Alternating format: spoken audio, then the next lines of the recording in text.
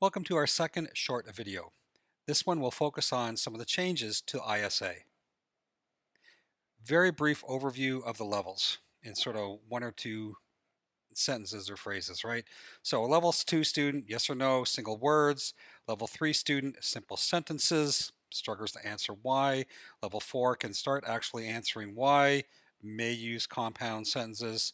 Level 5, individual sentences, might ask for clarification.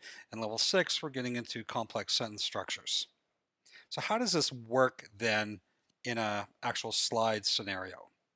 So here would be the first slide. This is the picnic slide. We're in the park. The questions along the bottom you will see and look familiar. But it's this part in the red box here that is quite different, especially the darker yellow. So if the student doesn't meet the L2 criteria, you would then choose moving forward as the L2 beginner. If the student exceeds this criteria, then you transition smoothly to the next slide. So what's going to happen here is you're going to ask these L2 questions. If they're having real difficulty on this first slide, then chances are you're probably going to choose to go to the L2 beginner. And then ask if they exceed, if they're finding this way too easy, then you're going to go on to the next slide right away and start talking about L3. Part of the challenge is going to be if it's obviously not that easy or not that hard, what do you do with them? Well, here's the thing. If they are doing okay with the L2, in order to make sure it's L2, you're actually going to go to the next level anyway. If they're exceeding, you're going to go ahead really fast because you know they need to go to L3. If they're doing okay with this level 2, you wouldn't want to go to L2 slide choice right away. Remember, there's only a few slides. It's only beginner and then 2, 3, 4, 5, and 6. Those are the only slide choices you have. We don't want to make multiple slide choices after. We only want to make one PPT choice per trial class. So we're going to go through all the trial. So you're going to ask these questions. Really hard, automatically beginner. Really easy, go on to the next slide. Even if it's a little difficult, you're still going to want to go on to the next slide, and here's why. So if this student doesn't meet the L3 criteria, and you have it here, then you're going to know that they are an L2 level, and then you would choose the L2 slides. If they make it really easy, then you're going to go on to the next slide, which is going to be L4.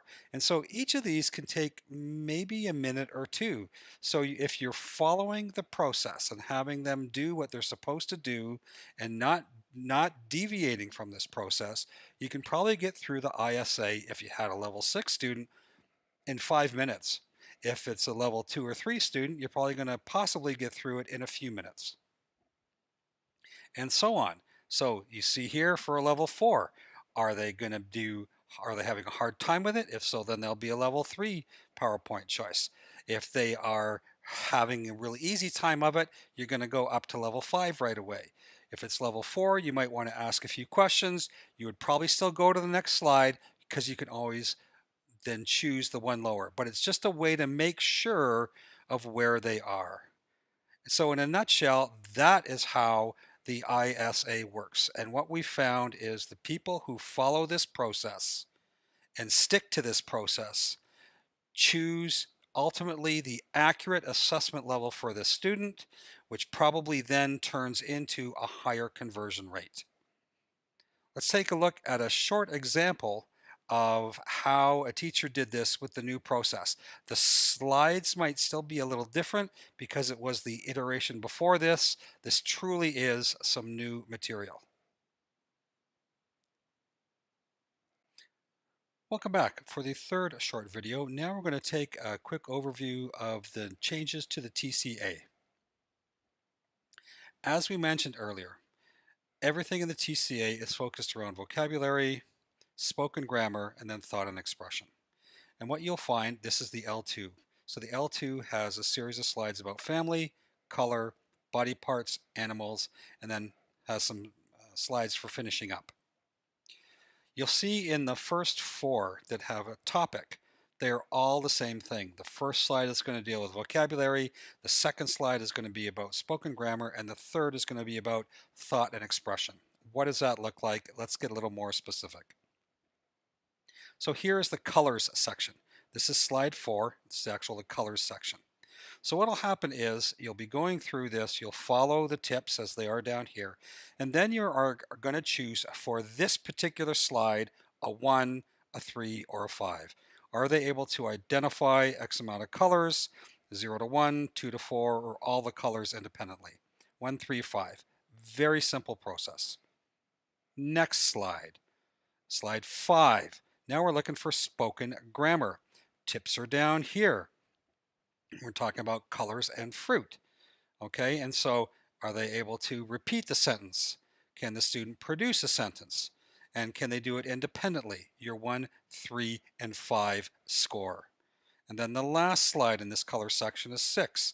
We're going to call it Let's Talk, about thought and expression. And it gives you all the things down here.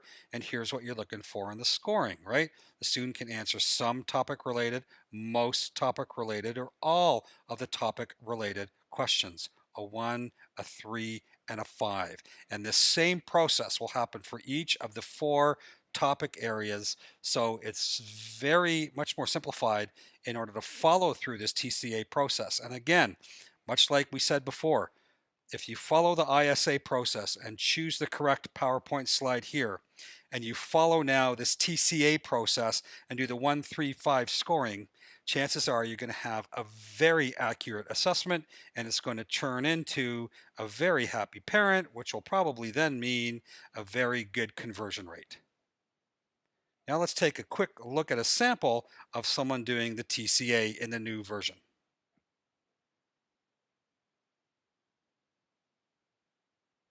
Welcome to the 4th and final short video in this revised trial class process.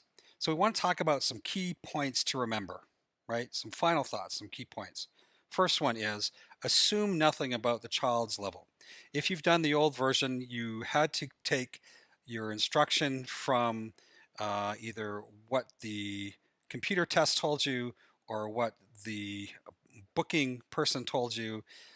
We want to ignore that. We want to do a true assessment starting from scratch. We need a true assessment of the student's ability. So assume nothing about their level. Follow the ISA as it says. If you go through the first few slides in 30 seconds each, so be it. Because they're that high level, we get that. But follow the process. Assume nothing about the level. Second point, what you see, what only you see. So in the portal, you know, everyone sees the PowerPoint, everyone sees the teacher and the student picture, but the piece across the top here, the scoring of the 1, 3, and 5, only you, the teacher, see that. So you can answer correctly and don't have to worry about getting a bad parent feedback score or anything along those lines because of you are scoring accurately of the student, right? We need an accurate assessment. So only you see this piece. Another point of that is what do they see? You'll see more of this in the reading, but they are getting this piece here, which is based on their behaviors from your overall comments near the end. But most importantly is the language skill here. Now, the speaking part of this is worth 50%. So your piece is worth 50%. The other pieces are coming from the TCA, but your piece is worth 50%.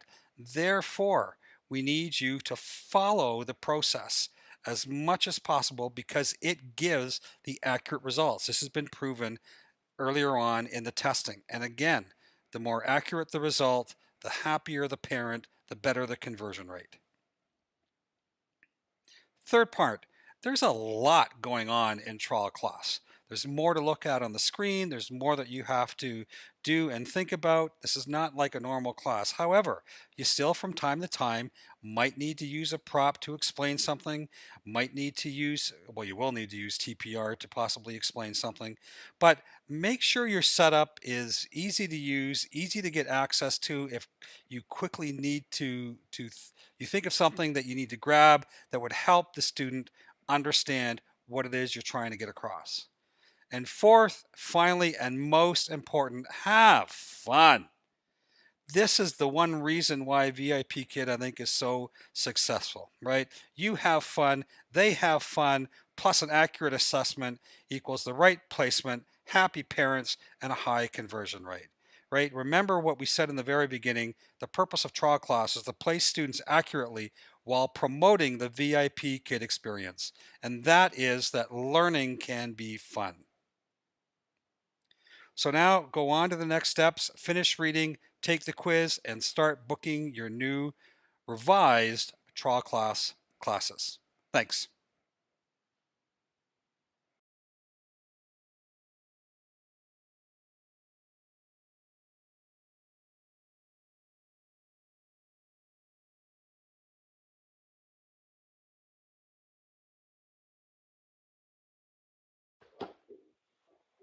Hello. Hello, What's your name? my name is Linda. Linda. My name is Teacher Sarah. It's nice to meet you. Nice to meet you too. How old are you? I am 9 years old. Wow, awesome. How are you? I am happy. Good.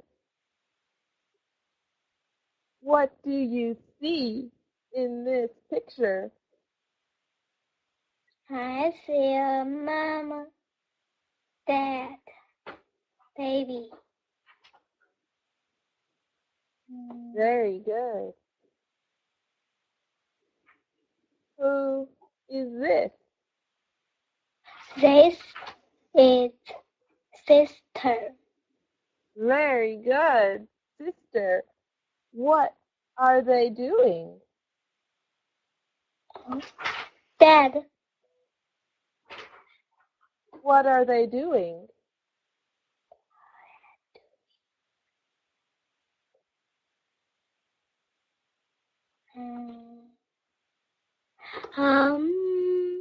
food. They are eating. Eating. Very good. What color is the grass? Green. Very good. The grass is green. What is the weather like?